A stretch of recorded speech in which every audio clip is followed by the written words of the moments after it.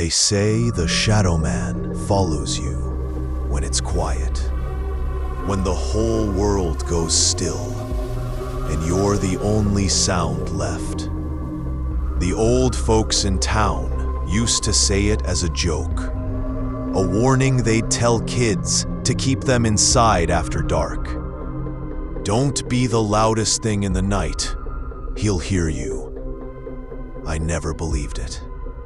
Not until last week. It was Tuesday night, past midnight, when I first heard the silence. That sounds strange, but it wasn't the normal kind of quiet. This was wrong. No insects, no wind. Even the streetlights hummed lower than usual, like the world was holding its breath. I had left my phone in the car, so I went outside to grab it. I wasn't even scared, not yet. But halfway down my driveway, I noticed him. At first, he was just a shape at the edge of the last streetlight. Tall, too tall, thinner than any person should be. My stomach dropped. The figure didn't move, didn't sway like a person would if they were standing out there. Just perfectly still.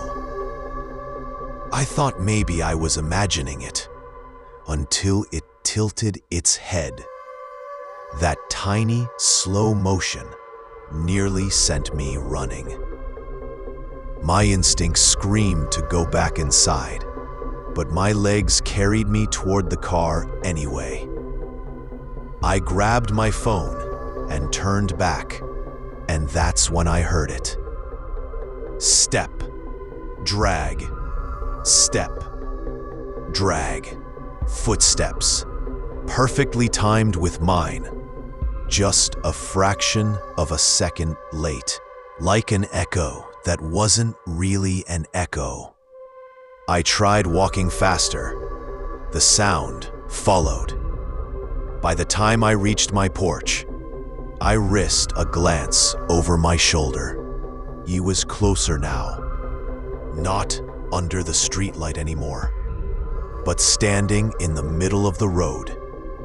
Tall, impossibly thin, arms hanging at his sides like pendulums.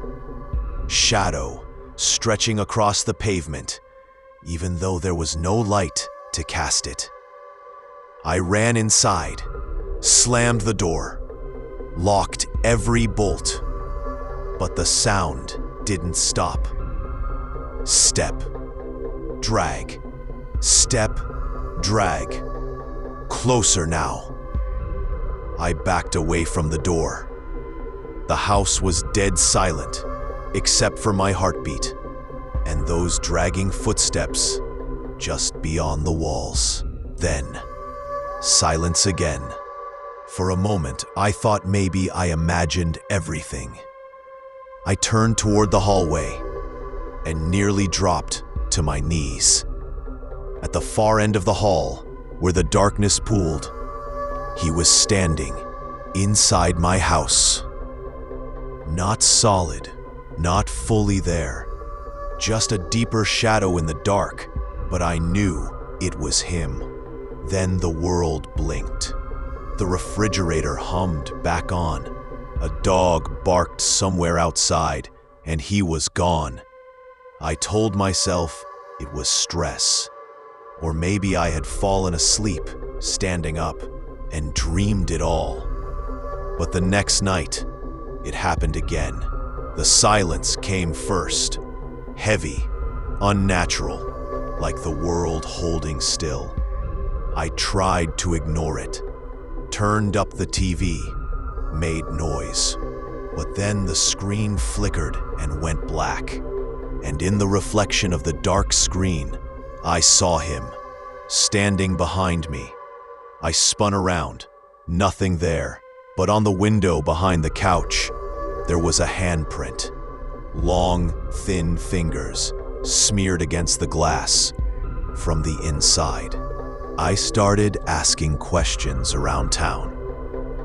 Most people laughed it off, but one old man at the gas station didn't. He looked me dead in the eye and said, "You saw him, didn't you? Then you know you can't get rid of him. Once he finds you, he follows you everywhere. Not just outside, but in your house, in your dreams.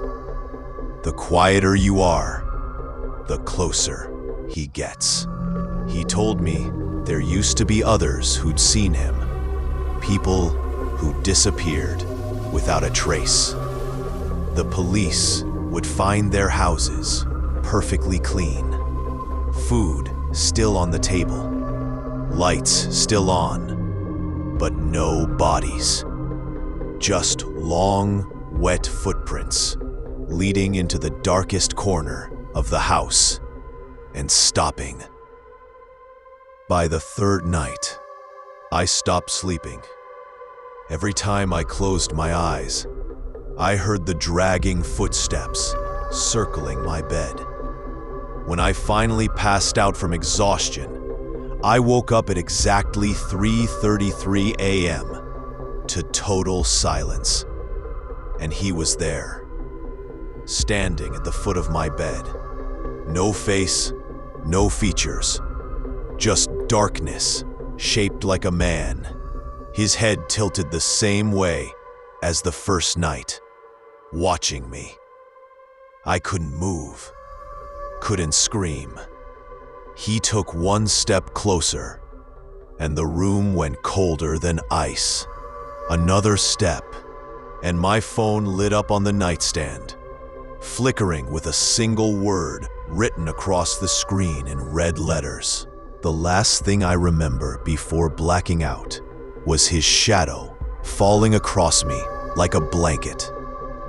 When I woke up, the sun was rising. Everything looked normal, except for the footprints.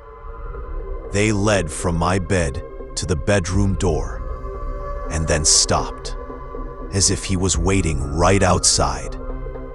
It's been 4 nights now. I haven't heard the silence again yet, but I know it's coming. I can feel him out there, waiting, and the next time the world goes quiet, he's going to be inside the room before I can even blink.